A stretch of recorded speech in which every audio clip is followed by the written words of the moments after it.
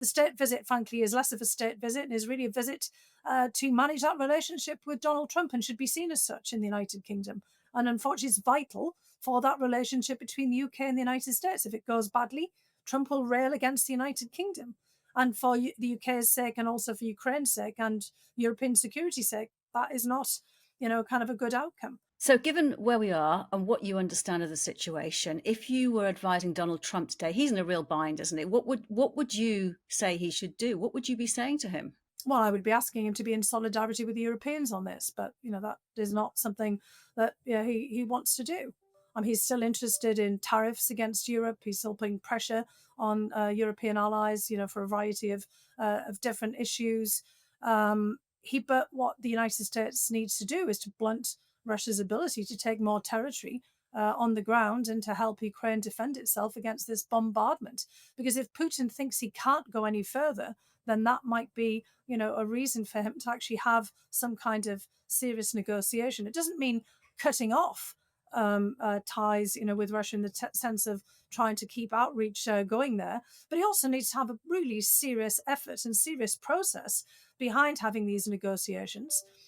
With information coming in from people, not just from this intervention from European leaders all the time, about what the Russians really want, and trying to basically address this to again make it less likely that Putin is going to get everything that he desires on the ground and in the political exchange with Trump.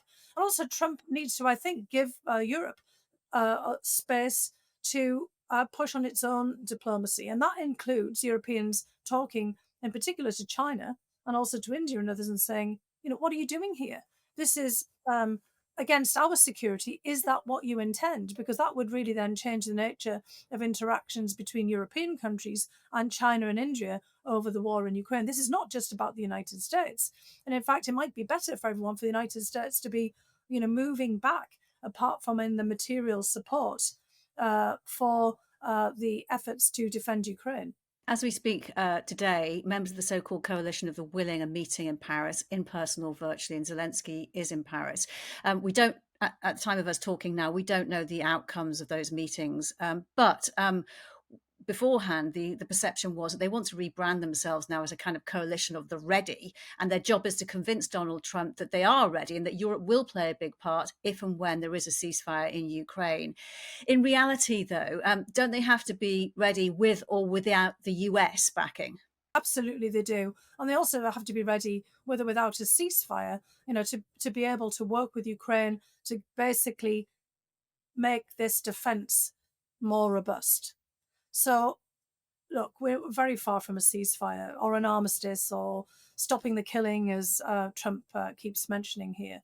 But we have to make sure that Ukraine, whose boots are on the ground, it's their territory that they're trying to hold, is able to hold that territory. And those are things that we really need to be addressing right now and figuring out how you keep Ukraine in the game so that Ukraine does not capitulate. We're not talking about Ukraine trying to retake all of its territory. We're trying to get Ukraine to defend the territory that it still holds. And the Europeans are the best place to do that. And then they also have to be able to show that they can deter Russian action against their own territory, against critical national infrastructure.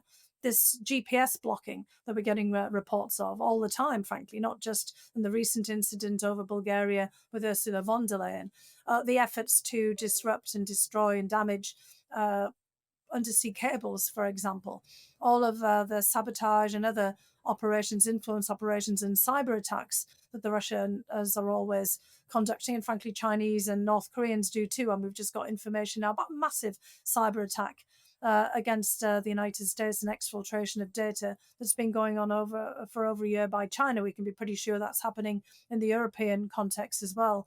Europe needs to be shoring up its defences. That was the purpose of the UK Strategic Defence Review. The French have just done a Strategic Defence Review. The Finns and the Swedes, the Norwegians and the Danes are doing this all the time. Europe just needs to get serious about its own defence and about coalitions of European countries working together. The UK already does this with the Joint Expeditionary Force, with the Nordic and Baltic countries. Europe just needs to get very serious and take the hard decisions because the United States is not going to be there for Europe in the way that it was in the past. And you have said before that you believe World War III is already upon us, manifesting itself in these attacks on critical national infrastructure, acts of sabotage, poisonings, assassinations. Do you think this is going to escalate into a major act of aggression, or remain at this constant level low enough to not provoke a significant retaliation? Well, look, we have a massive act of aggression in Ukraine. And that is, I mean, the Russians see that. The Russians see how destabilizing, this is for Europe. I mean, this has got everyone on edge, and not just on edge, it's had enormous costs. I mean, at one point, there was some calculation in the UK that it would cost the UK 60 billion one way or another. If you think about rising costs of inflation, extra costs for energy, extra costs for having to deal with, critical national infrastructure questions since the war in Ukraine. And I'm sure that there are very different calculations. This is just one figure that I saw some time ago. So if you think about that impact that this has had, the impact it has had on Germany, the impact that it's had on politics, this is a major occurrence, a major act, a major event, a major problem, a major challenge that all of Europe is facing. I mean, and is going to have knock-on effects for some time to come. It's changed the whole calculus for European security and for defensive posture of a host of European countries. And President Putin has seized upon this situation and he's never changed his portrayal of the West as being the threat to Russia. Again, we saw him when he was in China accusing of the West of backing the revolution of dignity in 2014, which he described as a coup. And today he claims to be battling modern day Nazism.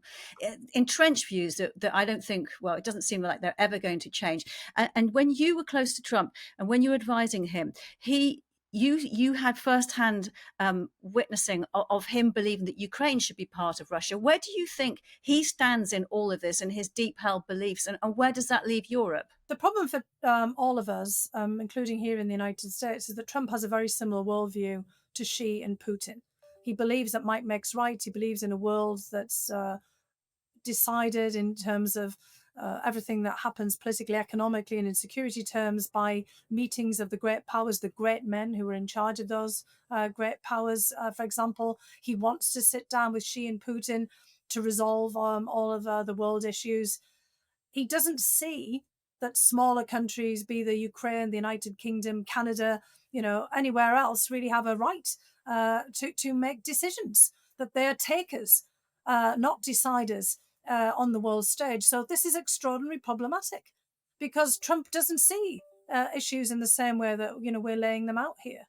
He doesn't believe in alliances. He sees the allies as vassal states or parasites, basically that are dependent on the goodwill and the good auspices and the security protection of larger powers. He wants basically a world without responsibility and obligation for the United States. He sees the world order at an end, and his role now is to fight for the best possible position for the United States and best possible outcome in what's essentially a free for all, which is frankly what China and Russia also see.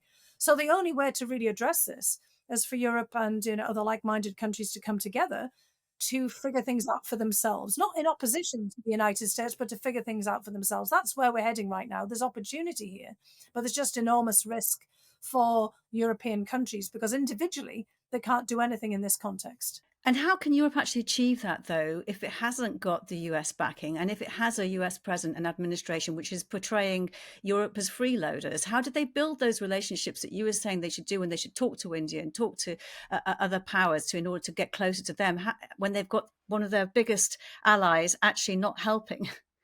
Well, I mean, the message is very clear again that Europe has to look to its own auspices. It doesn't have to have a rift or a rupture with the United States. It has to manage that relationship, very carefully, because at some point, things might shift in the United States. The transatlantic alliance still remains extraordinarily important for a whole mass of people in the United States. I don't want to say for everybody because it's very clear that there are members of the US administration who don't think very highly of Europe at all. They've made it very clear, publicly and privately, as we've all learned. Trump has a great affection for the UK, but it's very much rooted in his vision of the UK. There's the monarchy, the royal family, his own, ties there, his golf courses. Others, see it as a a state visit, exactly. Other see it's a holiday destination. He's looking at you, Vice President Vance, who, inexplicably decided to go to the Cotswolds. I mean, it's a lovely place, but, I wouldn't have pegged that as his holiday destination, but he chose it. So, there's, something to work with. But beyond that, there is not a lot of affection for Europe.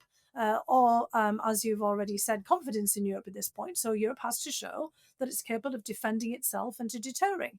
And it should be able to do this, even if not every European country is going to take these steps. I mean, the Spanish, have been quite open in saying, look, we're not going to spend the amount that NATO is suggesting here. We're just not going to do that. But there is still great capacity and potential there. There's 550 million people in, continental Europe, the European Union, kind of writ large. There is a great ability to pool resources. It's not going to take place, obviously, quickly, but at the same time, there's all kinds of opportunity for public-private partnerships, for reinvigorating societal capacity. If you look at what Finland and Norway and Sweden have been able to do in the Baltic states, there are a lot of lessons there. There are a lot of models, and there's a lot of capacity inside the United Kingdom and elsewhere that can be harnessed. It's just they've got to get their act together. They should have got their act together years ago, frankly, because the writing was on the wall in the first Trump administration, even before that, when Barack Obama talked about leading from behind, that the US interest in propping up US European security, or US taxpayers continuing to prop up European security, was no longer there and hasn't been there for some time. So this is evident about what Europe has to do. And just finally, turn to Ukraine. You are clear in the knowledge that Putin doesn't want a ceasefire. Can European allies of the coalition of the willing convince and persuade Donald Trump to use leverage to force him into one, or stay the course until Putin has to stop? Well, I think, again, Europe has to think about its own leverage and how that can be done in conjunction with the United States. If, again, you can continue to get the United States to sell weapons, defensive weapons, in particular for Ukraine, to stop this barrage of missiles, if you can work with the US defense industrial manufacturing sector also to continue to innovate and to work with European counterparts and Ukrainian counterparts to develop new, again, missile systems and defensive missile capacity for Ukraine. If you can continue to get support from the United States in terms of intelligence and data and information, European countries can also do a lot to support Ukraine. And that's really where we are right now. So it's managing that relationship with Donald Trump in particular, because, look, this is a very hyper-personalized presidency that we have here. Trump is the decisive factor. He's also the obstacle to so many things. So they really have to work on that. We have to, give our European leaders and others, and here in the United States, some leeway, to manage what is a very difficult situation. The state visit, frankly, is less of a state visit and is really a visit to manage that relationship with Donald Trump, and should be seen as such in the United Kingdom. And unfortunately, it's vital for that relationship between the UK and the United States. If it goes badly, Trump will rail against the United Kingdom. And for the UK's sake, and also for Ukraine's sake and European security's sake, that is not, kind of a good outcome. So we're going to have a lot of hard choices here. Some are unpalatable. Some are choices that people would prefer they don't make. But I'm afraid that's the situation that we're in at the moment. Dr. Fiona Hill, it's been great talking to you. Thank you so much for your time. Thank you so much, Kate. Thank you for having me. You've been watching Frontline for Times Radio with me, Kate Chabot. If you'd like to be the first to get exclusive content, you can sign up for membership with the link below. You can also listen to Times Radio for the latest news, or read it on thetimes.com.